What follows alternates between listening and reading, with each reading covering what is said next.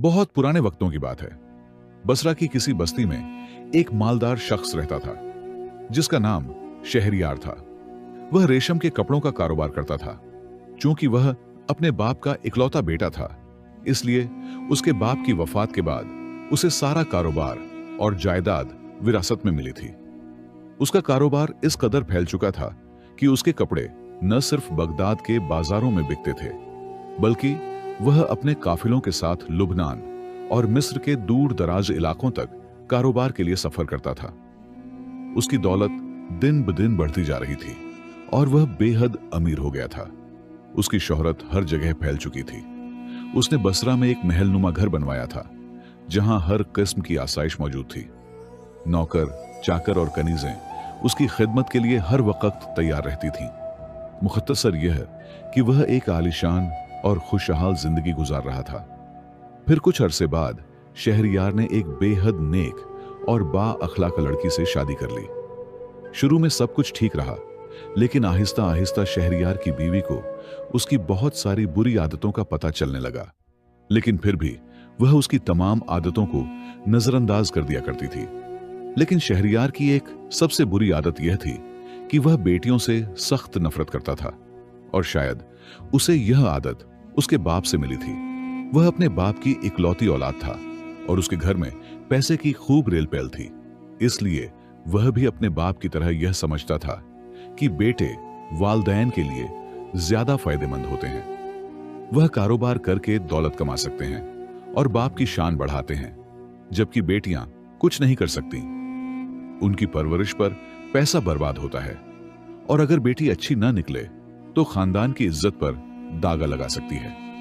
वह बेटी का बाप होने को अपनी मर्दानगी पर दाग समझता था। उसकी बीवी को उसकी यह आदत मालूम हो चुकी थी, लेकिन वह खामोश रहती थी क्योंकि वह अपने शौहर के गुस्से से डरती थी और उसे नाराज भी नहीं करना चाहती थी। वह अल्लाह की नेक बंदी हर हाल में अपने शौहर को खुश रखना चाहती थी। शहरयार को औलाद की ख्वाहिश तो थी, लेकिन वह बेटी हरगिज नहीं चाहता था। कुछ दिनों बाद उसकी बीवी हमला हो गई। यह सुनकर वह बहुत खुश हुआ, लेकिन अगले ही लम्हे वह सोच में पड़ गया। वह फौरन अपनी बीवी के पास आया और कहने लगा, मैं कल कारोबार के सिलसिले में मिस्र जा रहा हूं और यह मेरी जिंदगी का सबसे लंबा कारोबारी सफर होगा और इसमें बहुत फायदा भी हासिल हो सकता है। इसलिए शायद मुझे वापस आने में काफी वक्त लग जाए, लेकिन जाने से पहले मैं तुम्हें यह हिदायत करके जा रहा हूं कि अगर मेरा बेटा हुआ तो उसकी शाहाना तरीके से परवरिश करना, और अगर बेटी हुई तो उसे जिंदा दफन कर देना, इससे पहले कि वह जवान होकर हमारे खानदान की बदनामी का बाइस बने। बेहतर है इसका किस्सा पैदाइश के साथ ही खत्म कर दिया जाए।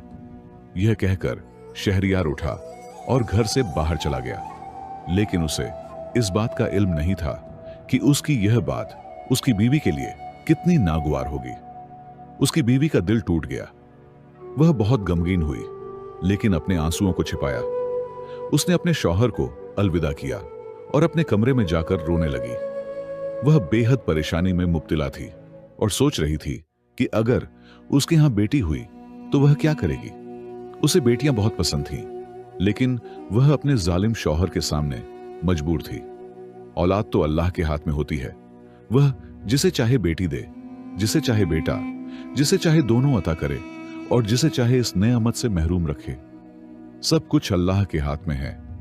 लेकिन यह बात उसके बेवकूफ शौहर को कौन समझाए। वह तो जमाना जाहिलियत की बातों पर यकीन रखता था। अगले दिन शहरयार सफर के लिए तैयार हो गया। उसका काफिला बाहर सफर के लिए तैयार था। उसने एक थैले में अपना जरूरी सामान रखा और बीवी को खुदा हाफिज कहकर बाहर निकला और अपने ऊंट पर सवार होकर काफिले के साथ मिस्र की तरफ रवाना हो गया। उसकी बीवी बेचारी सहम कर बैठी हुई थी। वह चला तो गया था, लेकिन उसका डर अभी भी उसके जहन पर सवार था। उसे कुछ समझ नहीं आ रहा था कि वह क्या करे और क्या न करे, क्योंकि उसके हाथ में कुछ नहीं था।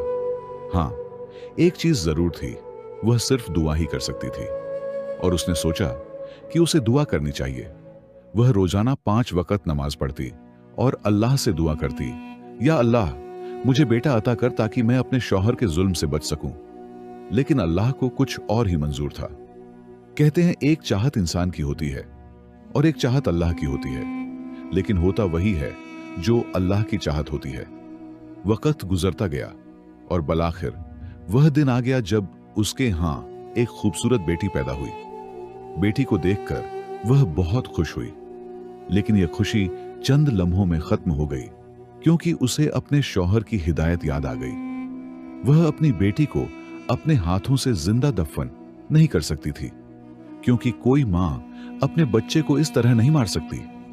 उसने अपनी बेटी को गले लगाया और फैसला किया कि वह उसकी परवरिश करेगी, चाहे उसका शौहर उसके साथ कुछ भी करे। उसने अज़्म किया कि वह अपनी बेटी को नफरत की बजाय मोहब्बत सिखाएगी। उसने सबसे पहले अपनी बेटी को बाबा कहना सिखाया, उस बाप का नाम जो बेटियों से नफरत करता था। एक दिन शहरियार का खत आया कि वह 2 महीने बाद वापस आ रहा है। यह सुनकर उसकी बीवी परेशान हो गई और सोचने लगी कि उसका शौहर बेटी को देखकर क्या सलूक करेगा। वह बिल्कुल नहीं चाहती थी कि उसका शौहर वापस आए, लेकिन किस्मत को कौन टाल सकता है। शहरियार ने अपने बेटे के लिए मिस्र से बेहद कीमती तोहफे खरीदे। उसे यही यकीन था कि उसके यहां बेटा ही पैदा हुआ होगा। फिर वह अपने काफिले के साथ बसरा की तरफ वापस चल पड़ा।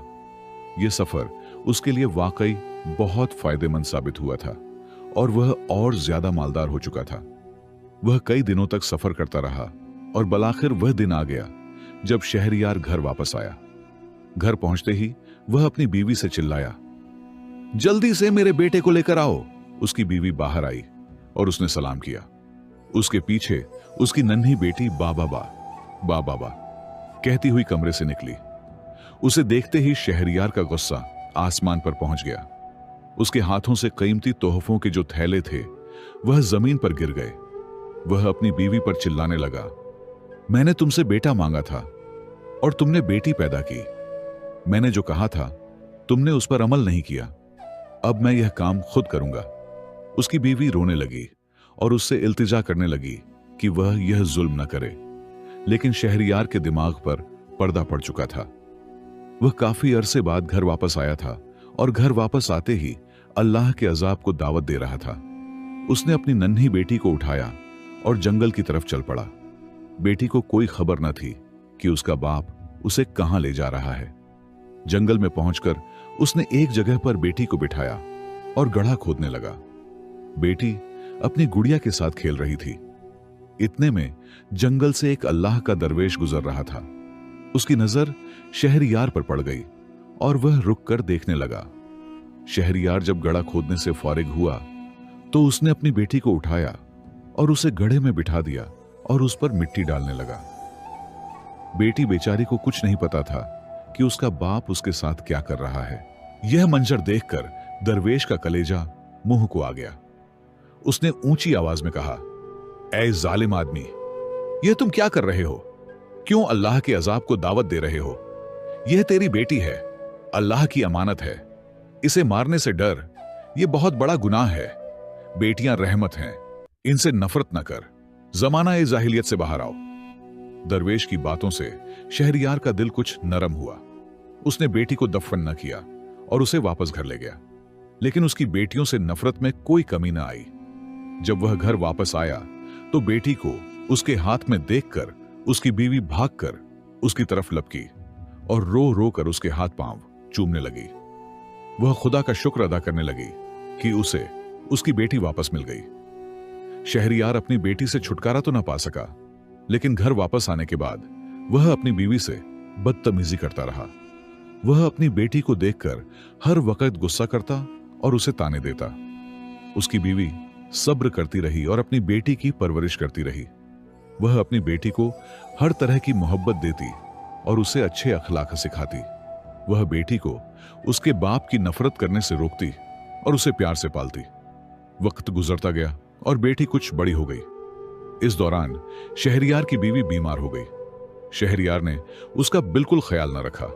सख्त बीमारी में भी उसे तबीब न मिल सका। एक दिन वह अपनी चारपाई पर लेटी थी और उसकी तबीयत बहुत खराब लग रही थी। उसने अपनी बेटी को अपने पास बुलाया और उसे गले लगाकर कहा, बेटी, लगता है मेरा वक्त आ गया है। बेटी, तुम अपना बहुत ख्याल रखना और अपने बाप से कभी नफरत न करना। उसने मेरे साथ जो कुछ किया वह मेरा और अल्लाह का मुआमला है, लेकिन तुम मेरी नसीहत मानना, हमेशा अच्छे से रहना और किसी से नफरत न करना। यह कहते हुए उसकी सांस रुकने लगी और वह अपने खालिक से जा मिली।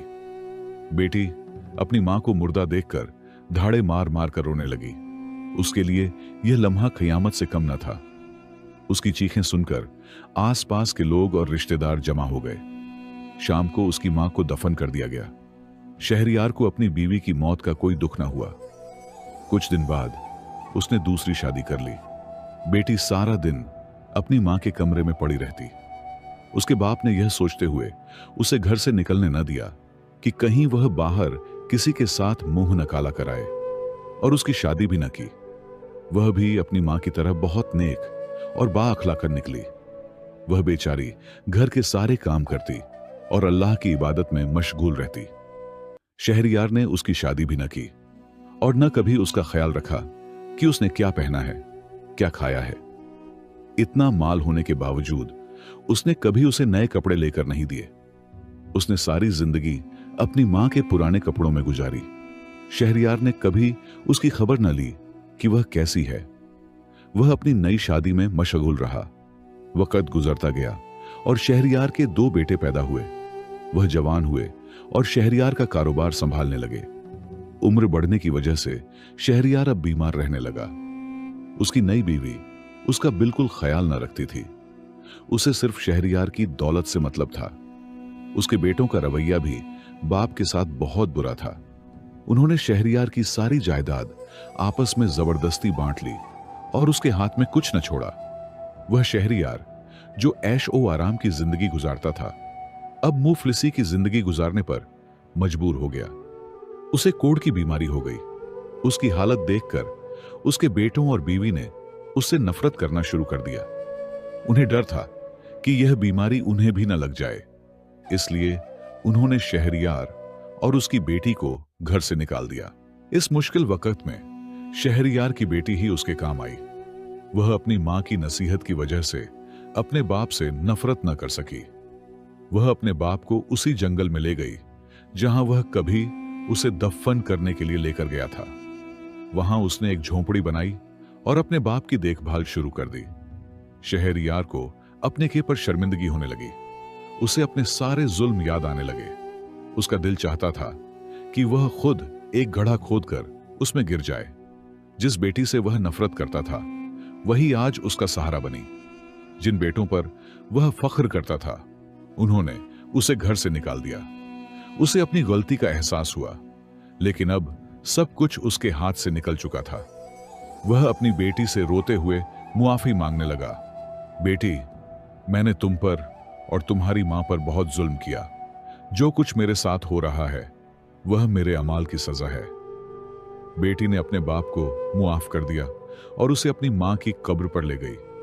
शहरयार वहां खड़ा रोता रहा और अपनी बीवी से मुआफी मांगता रहा। घर वापस आने के बाद उसने अपनी बेटी से कहा, बेटी, मैंने बहुत बड़ी गलती की। इसका अजाला तो नहीं कर सकता, लेकिन तुम्हारा हक जरूर दूंगा। वह अपनी बेटी को लेकर काजी की अदालत में गया और अपने बेटों के खिलाफ मुकदमा दायर कर दिया। उसने कहा, मेरे बेटों ने मेरी सारी जायदाद आपस में बांट ली और मुझे और मेरी बेटी को घर से निकाल दिया। मेरी बेटी का भी इस जायदाद में हिस्सा है। काजी ने शहरयार का मुकदमा सुना और उसके बेटों को अदालत में तलब किया। उसके बेटों ने बहुत झूठ बोलने की कोशिश की, लेकिन वह कुछ न कर सके और बलाखिर काजी ने शहरयार की बेटी को उसका जायज हिस्सा दिलवा दिया। बेटी के हिस्से में उनका पुराना घर ही आया जहां उसके बेटों ने कब्जा कर रखा था, इसलिए मजबूरन उन्हें वह घर खाली करना पड़ा। शहरयार अपने बेटों से सख्त नाराज था और उनसे कहा, तुम दोनों बेटों से ज्यादा मुझे यह एक बेटी अजीज है। मैंने सारी जिंदगी तुम्हें प्यार दिया, सब कुछ दिया, लेकिन तुमने आखिर में मेरे साथ क्या किया? मैं अंधा हो गया था, अब मैं तुम्हारी शक्ल नहीं देखूंगा। यह कहकर वह अपनी बेटी के साथ घर वापस आ गया। वह शख्स जो बेटियों को जिंदा दफन करना चाहता था, आज खुद जिंदगी के हाथों दफन हो चुका था। कोढ़ की बीमारी, बेटों की बेवफाई और तन्हाई उसे खाए जा रही थी। लेकिन हैरत की बात यह थी कि जिस बेटी को वह जिंदा रहने के काबिल न समझता था, वही आज उसकी वाहिद उम्मीद बनी हुई थी। इस लम्हे उसे एहसास हुआ कि असल अंधेरा उसके दिल में बेटियों के लिए था और असल रोशनी वह मोहब्बत थी जो उसकी बेटी ने उसके लिए जगाई। लेकिन अफसोस, यह सच्चाई उसे बहुत देर से समझ आई। जिंदगी का सबसे बड़ा सबक उसे अपनी कब्र के दहाने पर मिला कि बेटियां बोझ नहीं, रोशनी हैं। वह मां बाप का सहारा होती हैं। बेटे तो जायदाद बांट लेते हैं, लेकिन बेटियां दुख सुख की साथी होती हैं। कुछ अरसे बाद उसने अपनी बेटी की शादी कर दी। जिस आदमी से उसने अपनी बेटी की शादी की, वह बहुत नेक और खुश अखलाक लड़का था। शहरयार ने फैसला किया कि वह अपनी मौत तक अपनी बेटी को अपनी आंखों से दूर नहीं करेगा। इसलिए उसने अपने दामाद को अपने घर में ही रख लिया और जब तक शहरयार जिंदा रहा, उसने अपना वक्त अपनी बेटी के पास गुजारा और इस अरसे में वह कभी अपनी बीवी और बेटों से नहीं मिला। फिर उसकी मौत हो गई और यूं उसका किस्सा तमाम हुआ। दोस्तों, इस कहानी का सबसे अहम अखलाकी सबक यह है कि बेटों और बेटियों में कोई फर्क नहीं करना चाहिए। बेटियां न सिर्फ अल्लाह की रहमत हैं, बल्कि वालिदैन के लिए सच्चा सहारा और रोशनी होती है। वह मोहब्बत, वफादारी और कुर्बानी का वह जज्बा रखती हैं जो मुश्किल वक्त में वालिदैन का साथ देती हैं। ये कहानी सिखाती है कि तस्सुब और नफरत की ऐनक से देखने के बजाय हर औलाद को बराबर का प्यार और एहतराम देना चाहिए, क्योंकि जो बेटियां आज बोझ नजर आती हैं, वही कल वालिदैन के दुख सुख की साथी बन सकती हैं। मोहब्बत और इंसानियत से बढ़कर कोई दौलत नहीं, और यह कि गलत रवैयों का एहसास अगरचे देर से हो, लेकिन सच्चाई को कबूल करके मुआफी मांगना और इस्लाह करना जिंदगी की सबसे बड़ी कामयाबी है। दोस्तों, उम्मीद करता हूं कि आपको आज की यह वीडियो बहुत पसंद आई होगी। पसंद आने की सूरत में इस वीडियो को लाइक करके अपने दोस्तों के साथ लाजिमी शेयर कीजिएगा। मिलते हैं एक और नई वीडियो के साथ। तब तक के लिए अल्लाह हाफिज।